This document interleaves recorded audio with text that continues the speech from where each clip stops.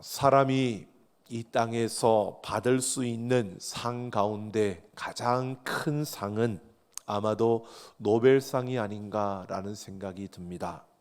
물론 사람마다 더 가치 있고 또 귀하게 생각하는 상이 있을 것입니다.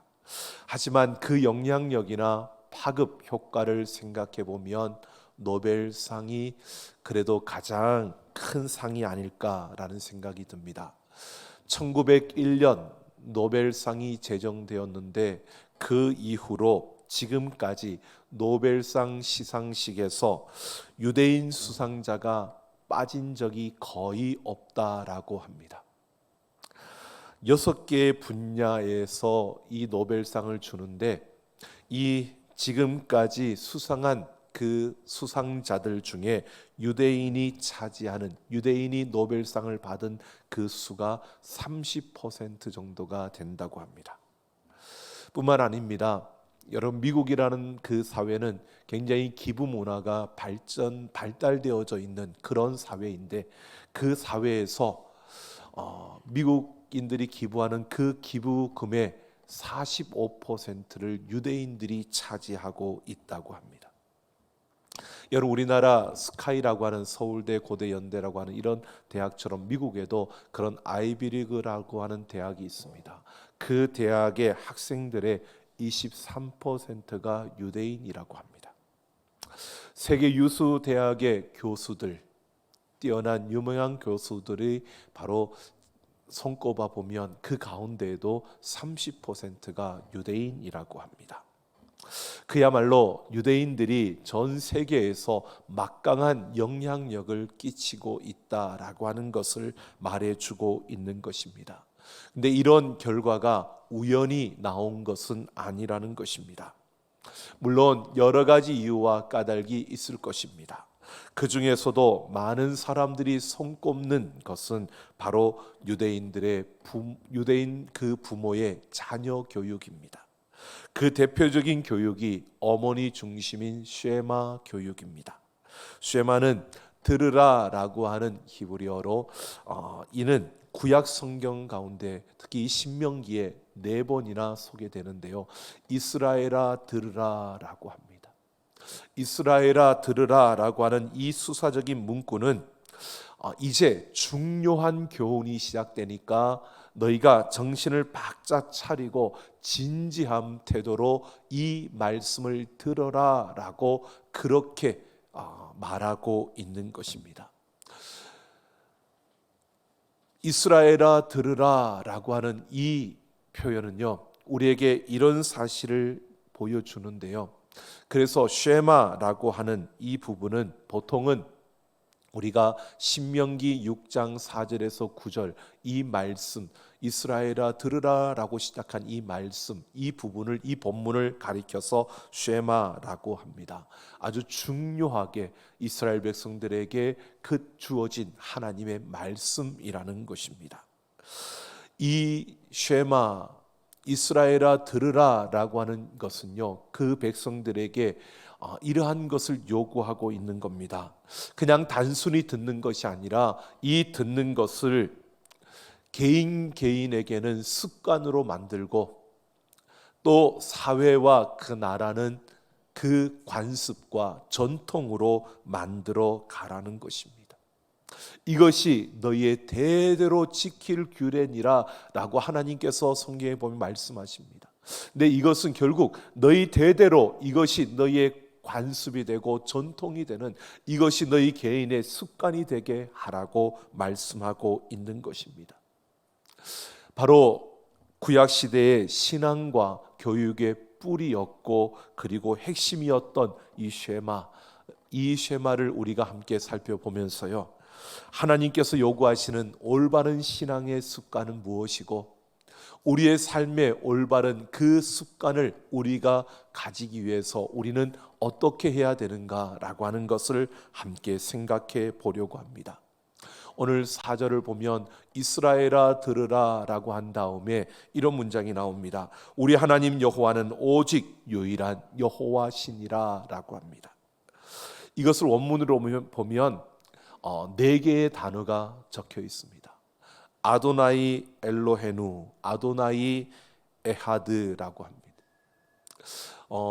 이 아도나이, 이스라엘 사람들은요, 하나님의 이름을 직접 읽지 않았습니다. 그래서 여호와, 야훼라고 하지 않고 그것을 아도나이, 주님이라는 이 아도나이라는 단어를 써서 그들은 아도나이로 읽습니다.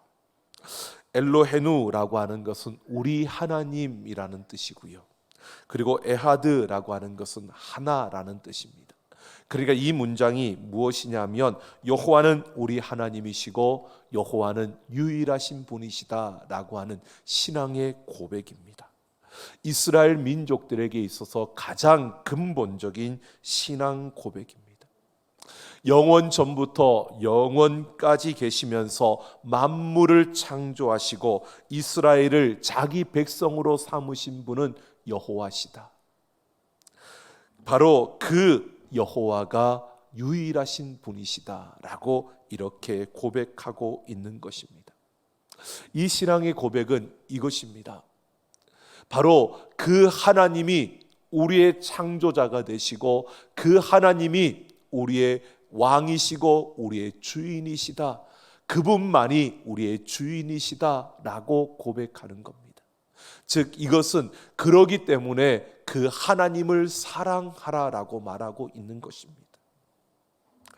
하나님을 사랑하라고 하는데요, 5절을 보면 하나님을 어떻게 사랑하는지에 대해서 말씀하고 있습니다.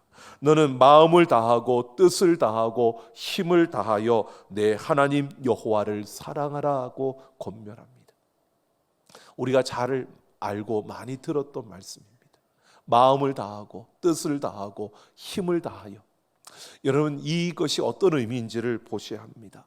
첫 번째 말하고 있는 마음은 사람의 생각하는 영역을 강조하고 있는 단어로서요, 이성이나 의지를 말하는 것입니다. 그리고 두 번째 단어인 그 뜻은 인간의 느끼는 영역으로 우리의 감정, 정서 혹은 욕구를 말하고 있는 겁니다. 그리고 세 번째인 힘은 물리적인 힘을 나타내는 신체적인 영역이나 재능에 초점을 맞춘 것입니다. 이 세 가지의 요소들을 합쳐져서 전인격을 표현하고 있는 것입니다. 그러면서 우리 그 각각의 요소에다가 다하여라고 하는 이 단어가, 이 수식어가 붙여져 있습니다. 이렇게 말하고 있는 겁니다. 생각이 다할 때까지, 감정이 한계에 이를 때까지, 육체가 쇠잔할 때까지 자신의 전 자아를 들여서 하나님을 사랑하라고 요구하고 있는 것입니다. 바로 우리가 하나님이 창조주이시고 하나님이 나의 주인이시다라는 것을 우리가 고백하고 그것을 믿는다면 너희는 하나님을 사랑해야 된다. 자연스럽게 하나님을 사랑하게 된다. 근데 그 사랑은 어떤 사랑이냐? 바로 생각이 다할 때까지, 내 감정이 한계에 이를 때까지, 육체가 쇠잔할 때까지 나의 전부를 다하여 그 하나님을 사랑하라고 말하고 있는 겁니다. 여기에서 사랑이라고 하는 그 단어, 히브리어 아하브라고 하는데요, 이것은 열정적인 사랑, 자신의 전체를 쏟아붓는 사랑을 말하고 있는 겁니다. 여러분, 하나님이 어떤 분이신지를 제대로 안다면 그 아는 만큼 우리는 하나님을 사랑하게 된다는 겁니다. 근데 그 사랑하는 강도를 어느 정도 우리가 사랑해야 되느냐? 바로 내 생각이 다할 때까지, 내 감정이 한계에 이를 때까지, 내 육체가 쇠잔할 때까지 우리는 그 하나님을 사랑해야 된다고 말하고 있습니다. 여러분, 하나님이 창조주이신 줄로 믿습니다. 여러분, 그 하나님이 우리의 주인이신 줄로 믿습니다. 여러분, 하나님 사랑하십니까? 우리 하나님을 사랑한다고 우리는 고백합니다. 근데 정말 그 하나님을 어떻게, 내 온 모든 것을 쏟아 부으며 그 하나님을 사랑하고 있습니까? 여러분, 우리는 하나님을 사랑하기에 이 예배하는 자리로 나와왔습니다. 우리는 하나님을 사랑하기에 그 하나님 앞에 기도하며 그 하나님께 소망을 두고 살아갑니다. 근데 그 하나님을 사랑한다는 것을 그냥 사랑하는 것이 아니라 그 하나님이 창조주이시고 그 하나님만이 나의 왕이시고 나의 구원자가 되신다는 것을 우리가 믿는다면 자연스럽게 우리는 우리의 생각이 다할 때까지, 우리의 감정이 한계에 이를 때까지, 우리의 육체가 쇠잔할 때까지 그 하나님을 자연스럽게 사랑한다는 겁니다. 여러분, 그 내 모든 것을 다하여서 하나님을 사랑하는 것, 이것이 우리가 가져야 되는 신앙의 그 습관입니다. 우리의 삶의 습관입니다. 여러분, 우리가 하나님을 사랑한다고 고백하는데요, 여러분 보십시오. 우리가 정말 자신의 전부를 들여서 하나님을 사랑하고 있는지, 어떻게 하는 것이 자신의 전부를 들여서 하나님을 사랑하는 것일까요? 오늘 6절에서 이렇게 말씀합니다. 오늘 내가 내게 명하는 이 말씀을 너는 마음에 새기고 라고 합니다. 여기서 말씀이라는 것은 모세가 선포한 모든 계명을 뜻합니다. 그 중에서 가장 중요한 내용은 십계명입니다. 바로 십계명은 돌판에 기록되어졌습니다. 하나님께서 모세에게 돌판에 그 십계명을 새겨 주었습니다. 이스라엘 백성들은 지금 이 돌판에 새겨진 십계명의 말씀, 모세를 통해 주어졌던 그 모든 율법의 하나님의 말씀을 마음에 새겨야 한다라고 말합니다. 이 마음에 새겨라라고 하는 이 부분을 원문으로 보면 마음에 있게 하라는 뜻입니다.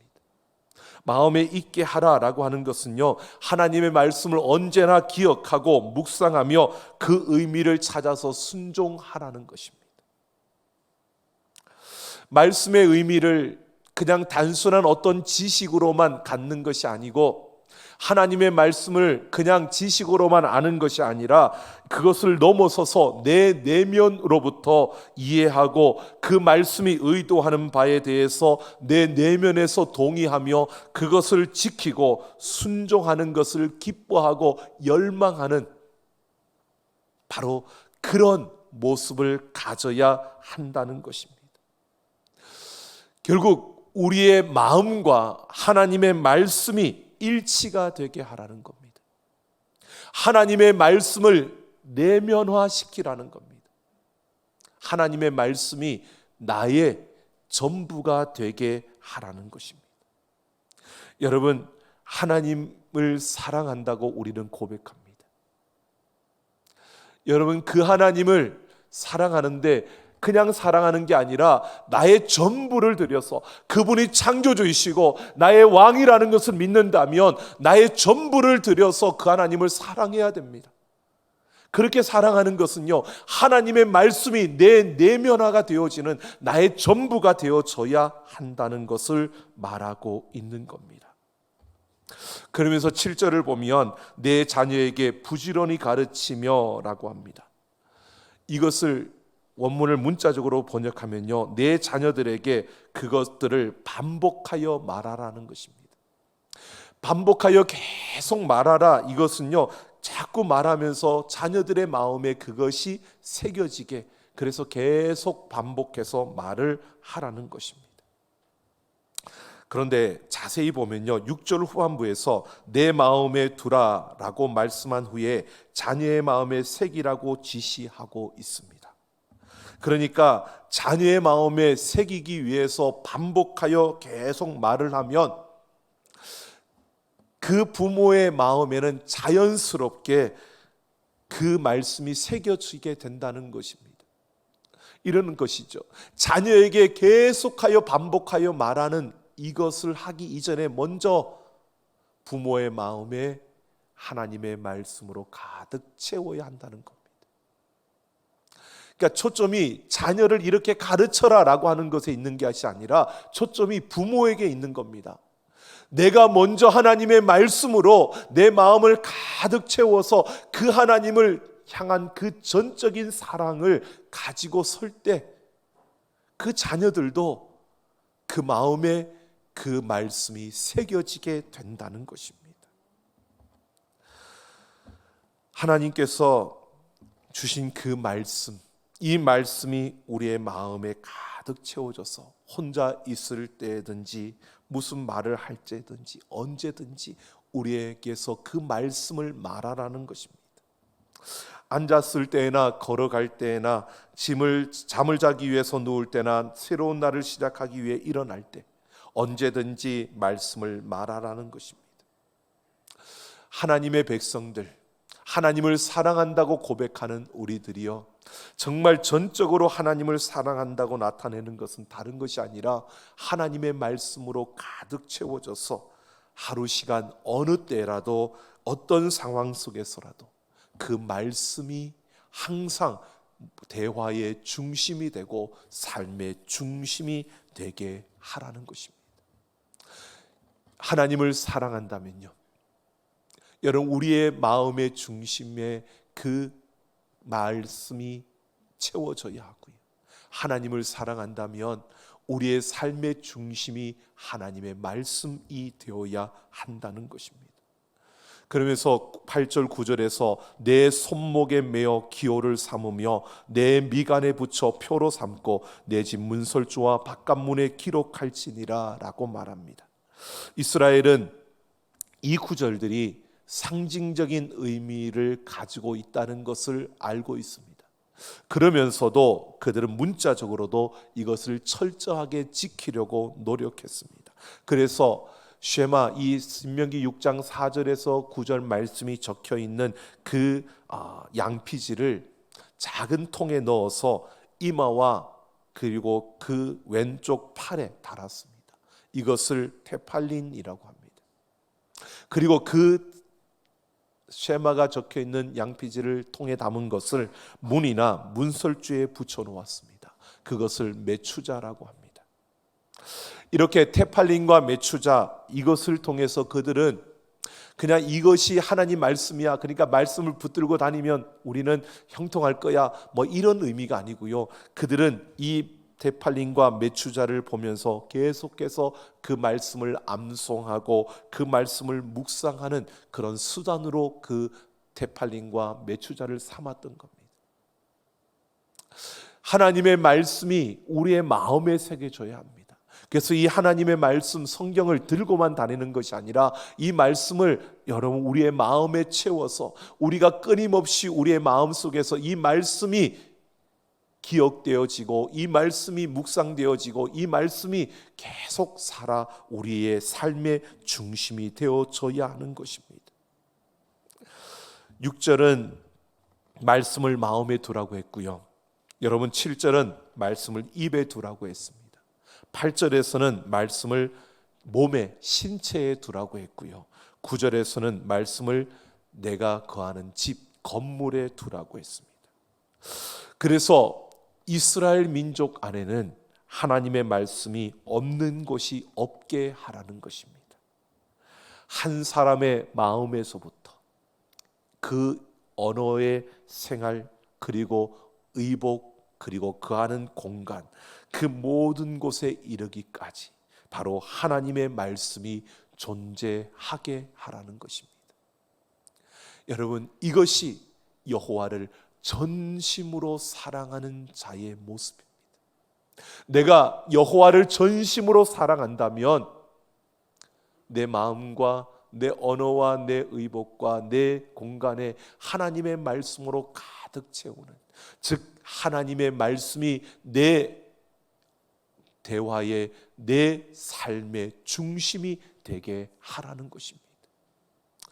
여러분, 하나님이 나의 왕이시고 창조주이심을 우리가 고백한다는 것은요, 입술로만의 고백이어서는 안 되는 겁니다.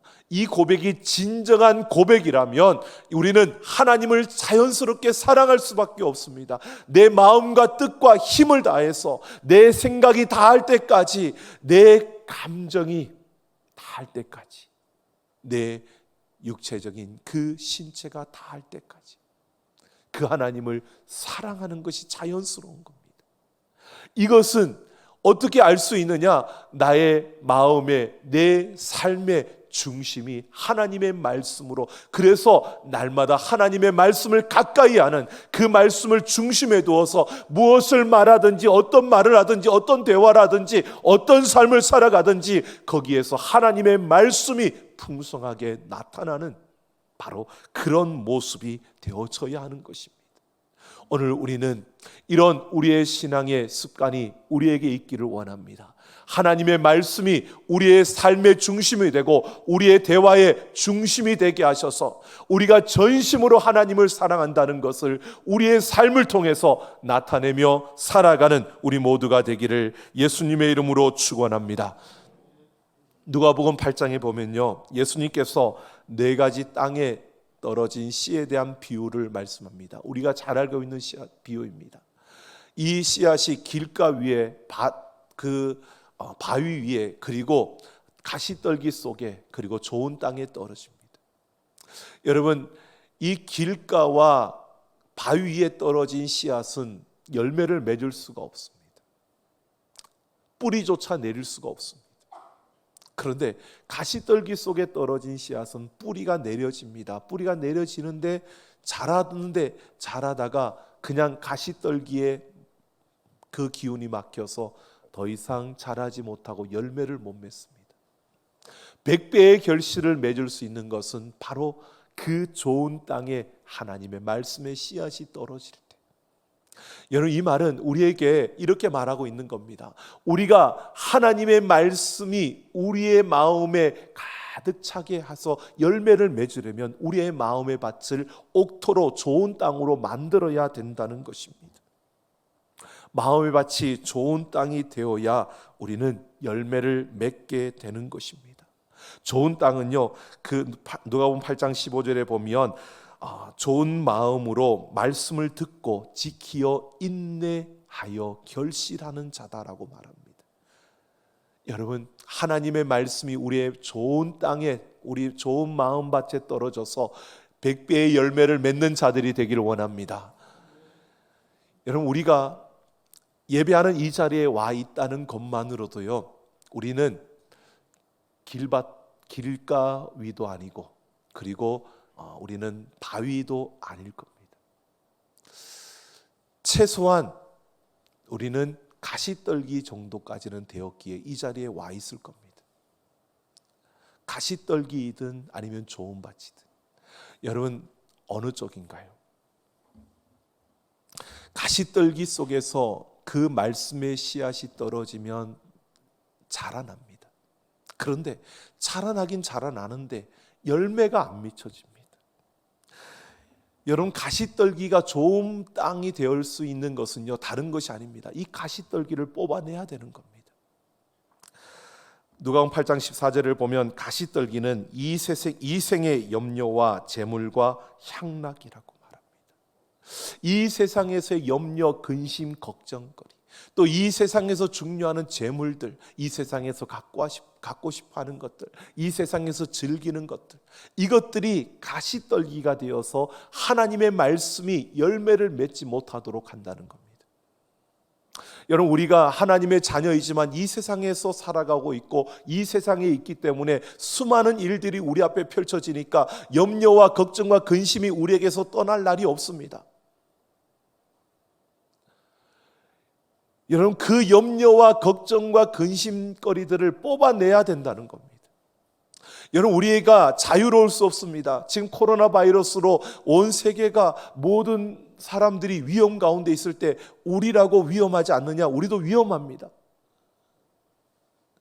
그러나 거기에 매이면 안 되고요, 이걸 뽑아내야 된다는 겁니다.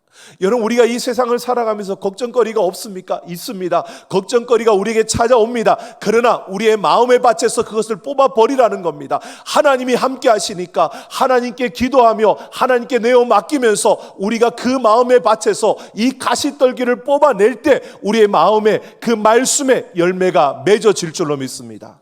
그래서 우리가 신앙생활 한다는 것은요, 다른 것이 아닙니다. 매일 매 순간순간 우리에게 찾아오는 염려와 걱정과 근심거리, 이 가시떨기들을 뽑아내는 것입니다. 이 가시떨기가 말씀이 자라나는 것을 가로막지 못하도록 끊임없이 기도하면서 이것을 뽑아내야 되는 겁니다. 그래서 우리의 좋은 밭을 가지고 열매를 맺는 그런 우리의 삶이 되어져야 하는 것입니다. 나에게 예수님이 주신 영원한 생명이 있으니까 우리는 그 생명을 가지고 이 땅을 살아가니까 말로만이 아니라 여러분 그들과 달라야 되는 겁니다. 그들이 즐기고 기뻐하는 것 우리도 즐길 수 있고 기뻐할 수 있습니다. 그러나 이것이 말씀의 열매를 맺는 것을 방해하는 가시떨기이기에 우리는 절제하며 그것을 뽑아내는 겁니다. 오늘 우리는 바로 이렇게 살아가야 되는 겁니다. 우리의 마음의 밭을 좋은 땅으로 바꾸어서 그 가시떨기들이 우리에게 찾아올 때 여러분 찾아오는 것을 막을 수는 없습니다. 걱정과 근심거리들이 생겨나는 것을 막을 수는 없습니다. 우리에게 위험이 찾아오는 것을 내가 막을 수는 없습니다. 그러나 거기에 매이지 않고 거기에 붙들리지 아니하고 내가 하나님께 기도하며 그 하나님께 소망을 두고 그 하나님 앞으로 나아가면 그 가시떨기들은 뽑혀지고요, 우리 안에 말씀의 능력이, 하나님의 선한 능력이 나타나게 될 줄로 믿습니다. 바로 그런 우리의 걸음이 되어져야 하는 것입니다. 오늘 우리는 바로 이것이 우리의 신앙의, 우리의 삶의 습관이 되어져야 합니다. 이 세상 속에서요, 하나님의 말씀이 내 마음에 가득 채워질 수 있도록 내 마음의 중심이 하나님이 되고 그 말씀이 되고, 그래서 내가 살아가는 삶과 그 대화하는 모든 것의 중심이 하나님의 말씀이 되도록 여러분 이 말씀이 우리의 마음에 가득 채워지고 그렇게 하나님의 말씀을 가까이 하는 우리의 삶이 되기를 예수님의 이름으로 축원합니다. 무디 목사님이 목사가 되어 처음 초창기에 믿음이 있다라고 생각이 들었는데 생각할수록 자신은 너무 냉랭하고 또 어떤 하나님의 능력도 안 나타나는 것 같고 참 기도하면서 믿음을 달라고 불을 달라고 그렇게 부르짖었답니다. 자신의 가슴을 확 달아오르게 할 그런 강인한 믿음, 그런 놀라운 폭발적인 그런 불과 같은 능력, 이것을 그렇게 구했는데요, 그렇게 수없이 구해도 그렇게 되지 않더랍니다. 그러던 어느 날 로마서 10장을 읽다가 믿음은 들음에서 나며 들음은 하나님의 말씀으로 말미암느니라 라고 하는 이 말씀을 딱 읽으면서요, 그가 하나님 앞에 무릎 꿇고 제가 말씀으로 돌아가겠습니다, 그리고 기도하면서 하나님의 말씀을 펼쳐 읽기 시작했답니다. 하나님의 말씀을 읽는데요, 그냥 읽어가는데 자신도 모르게 읽으면 읽을수록 믿음이 더 강해지고 읽으면 읽을수록 그 마음에 뜨거움이 더해지는 겁니다. 그 말씀을 읽으면서 그는 하나님이 어떤 분이신가를 더 깊이 알아가게 되었고 그 하나님의 말씀에 온전히 순종하는 그런 자신의 모습을 갖게 되었다. 그랬더니 하나님께서 그를 통해서 놀라운 부흥의 역사를 일으키시더라라고 고백합니다. 여러분 프란시스 셰퍼라는 목사님은요, 그의 책 그러면 우리는 어떻게 살 것인가 라고 하는 그 책에서 이렇게 답합니다. 우리가 어떻게 살 것인가? 하나님의 말씀으로 돌아가자. 하나님의 말씀으로 돌아가자. 여러분 이 말씀 안에서 하나님의 음성이 들려지고요, 이 말씀 안에서 하나님이 보여지고요, 이 말씀 안에서 하나님이 역사하시는 그 능력이 우리의 삶의 실제가 되는 것입니다. 여러분 우리에게 필요한 것은 단순한 어떤 성경적인 지식이 아닙니다. 우리가 알고 있는 어떤 성경적인 이야기가 필요한 것이 아닙니다. 우리에게 필요한 것은요, 거룩하신 하나님, 그 하나님의 섭리와 뜻을 이 말씀 가운데서 우리에게 말씀하시는 그 하나님의 능력을 우리가 알아야 되는 겁니다. 여러분 우리의 마음에 하나님의 말씀으로 채워지는 그 말씀을 가까이 하는 우리가 되기를 소망합니다. 하나님의 말씀이 가까워질 때요 달라집니다. 그래서 우리는 90일 333 운동을 하고 있는 겁니다. 여러분 매일 기도하기, 매일 성경 통독하기, 매일 감사하기, 이 세 가지의 삶의 실천, 여러분 아무리 말해도 나는 안 할 거야 그러면 할 수 없는 겁니다. 그런데 정말 하나님이 살아계시다는 것을 여러분 느끼고 싶고 체험해보고 싶으면 해보십시오. 하나님이 정말 이 책 안에 갇혀 있는 하나님이 아니라 이 역사를 운행하시는 하나님이라는 것을 여러분들이 입술로만이 아니라 여러분의 삶으로 여러분이 경험해 보시기를 원한다면 해보시라고요. 그런 도전도 안 하고 어떻게 살아계신 하나님을 만날 수 있다고 말할 수 있습니까? 10년, 20년 교회 다니는 것이 중요한 게 아닙니다. 살아계신 하나님을 모른다면, 살아계신 그 하나님을 경험하지 못한다면 결국은 세상에 매여서요, 돈 아니면 안 돼, 돈이 없어서 안 돼, 집이 없어서 안 돼, 내가 가진 것이 없어서 안 돼, 그러고 앉아 있는 겁니다. 여러분, 돈이 없어서 안 된다고요? 하나님이 살아계신데요. 내가 세상에서 높은 곳에 못 올라가서 안 된다고요? 하나님이 살아계시는데요. 하나님이 살아계심을 믿는다면 우리는 달라야 합니다. 우리의 걸음은 다르게 되어 있습니다. 오늘 우리가 바라보는 것이 무엇입니까? 사람은 습관에 따라 사고하고 행동합니다. 그렇기 때문에 우리는 이것이 중요합니다. 하나님의 말씀, 이것이 여러분의 마음에 채워지고 그 말씀이 역사하시는 하나님의 선한 능력이 여러분의 삶의 열매로 맺혀짐으로 우리가 살아계신 그 하나님을 이야기할 수 있는 우리 모두가 되어지기를 예수님의 이름으로 축원합니다. 하나님이 하시는 일들을요, 여러분, 우리 안에서 너무나 많이 일어나고 있습니다. 지난 주간에도요, 우리 권사님 한 분이 뇌출혈이 일어났다고 기도해달라고 제 방에 와서 기도하고요, 하나님 앞에 정말 이거 드려야 될 것 같다고 하나님 앞에 그 마음에 주시는 대로 드리고 갔습니다. 그리고 그 다음 월요일날 병원에 가서, 서울시에 있는 큰 병원에 가서요, 그 전체 검사를 받는데 뇌출혈이 없어졌다고. 그전 병원이 오진이었겠지, 이렇게 생각하지 마십시오. 하나님이 하신 줄로 믿습니다. 여러분, 우리가 하는 게 아닙니다. 하나님께서 하시는 겁니다. 하나님이 살아계십니다. 오늘 우리는 그 하나님을 그냥 입술로, 지식으로 아는 것이 아니라 내 삶에 그 역사가 일어나기를 소망합니다. 여러분, 우리가 이런 습관을 가져야 됩니다. 하나님의 말씀을 가까이 하는, 그래서 내 전부를 다하여 하나님을 사랑하는 우리 모두가 되기를 예수님의 이름으로 축원합니다. 함께 찬양하겠습니다.